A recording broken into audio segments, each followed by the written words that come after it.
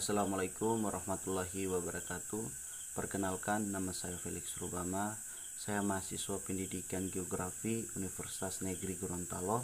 Pada video kali ini saya akan menjelaskan tentang materi geografi kebencanaan.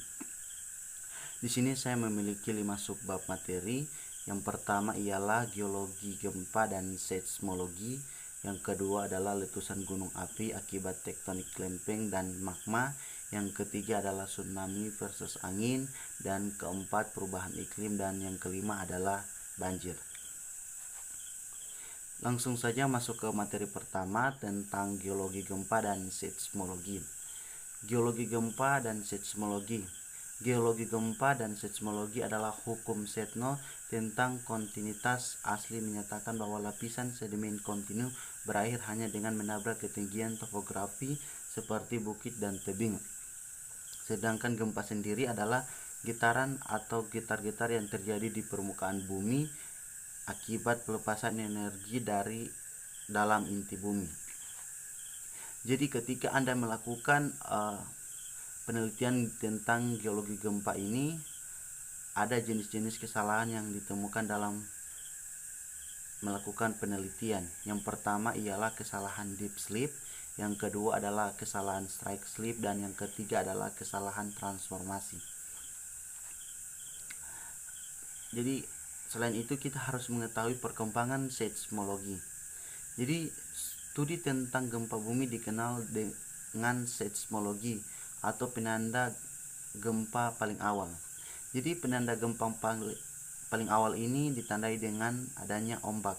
Ombak ini memiliki beberapa gelombang. Di antaranya adalah gelombang tubuh, gelombang primer, gelombang sekunder, ada gelombang seismik dan gelombang seismik dan interior bumi. Setelah kita mengetahui beberapa gelombang, kita akan mengetahui besaran gempa.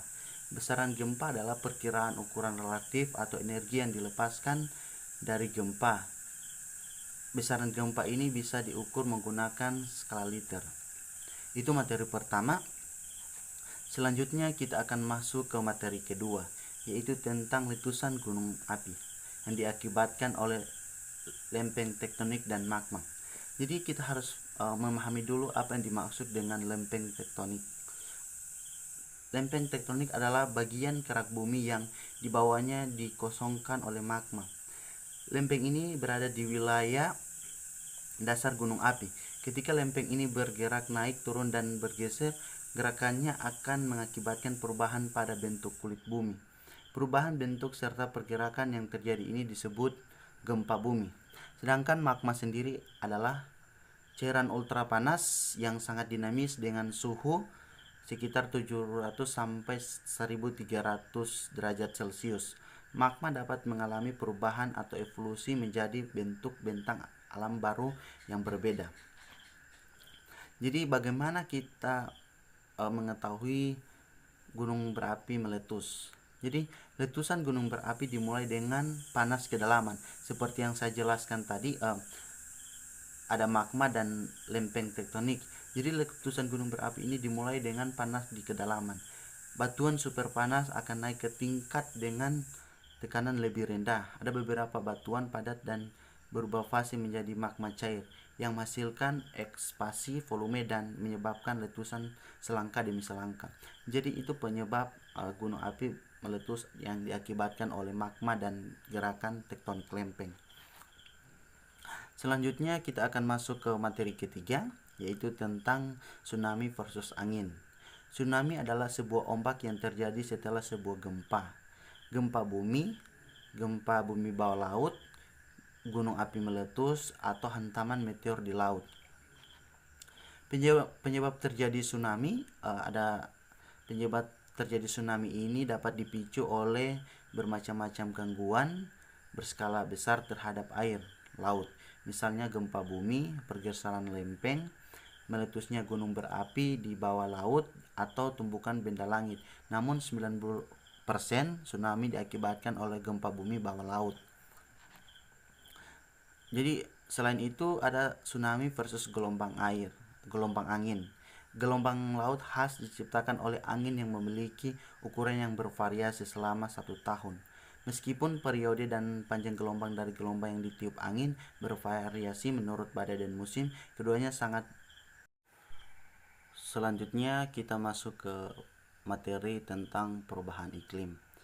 Jadi perubahan iklim ini adalah perubahan yang terjadi akibat efek dari meningkatnya konsentrasi karbon dioksida yang berasal dari pembakaran bahan bakar fosil. Kemudian ada dua istilah tentang perubahan iklim, yaitu El Niño dan El Nino.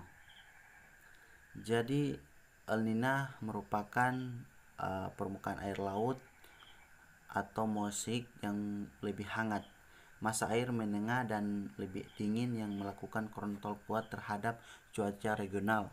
Artinya apa? El Niño ini adalah perubahan iklim dalam musim dingin. Ada juga yang dinamakan El Nino. El Nino adalah kapasitas panas air yang tinggi memberikan kemampuan untuk menyerap dan menyimpan sejumlah besar panas saat pemanasan dan untuk melepaskan panas dalam jumlah banyak saat pendinginan. Artinya ini perubahan iklim dalam musim panas. Jadi di sini juga ada perubahan iklim yang disebabkan oleh gas-gas rumah kaca dan aerosol. Jadi gas rumah kaca utama adalah uap air, karbon dioksida, CO2, ada metana, CO4, nitrogen oksida, NO2O, dan ozon O3. Gas-gas ini menyerap energi yang dipancarkan dari bumi dan menjebak di dalamnya, sehingga terjadi perubahan iklim. Jadi itu materi tentang perubahan iklim. Selanjutnya kita masuk ke materi tentang banjir. Jadi kita masuk ke materi kelima atau materi terakhir, yaitu tentang banjir. Banjir dapat berupa genangan pada lahan yang biasanya kering, seperti pada lahan pertanian, permukiman, dan pusat kota. Banjir dapat juga terjadi karena debit atau volume air yang mengalir pada suatu sungai atau saluran drainase melebihi di atas kapasitas pengalirannya, atau banjir biasanya diakibatkan oleh curah hujan. Jadi terjadi bencana banjir, ada strategi untuk mengurangi limpasan banjir. Yang pertama dengan saluran, yang kedua itu menjaga lingkungan sekitar, yang ketiga hindari membuang sampah di pinggiran sungai, dan yang keempat melaksanakan program tebang pilih dan reboisasi. Jadi ada beberapa jenis-jenis banjir. Yang pertama ada jenis banjir bandang, yang kedua ada jenis banjir air, yang ketiga ada jenis banjir lumpur, yang keempat ada jenis banjir rob atau banjir laut air pasang, dan yang kelima ada banjir ciliwung. Jadi penyebab terjadinya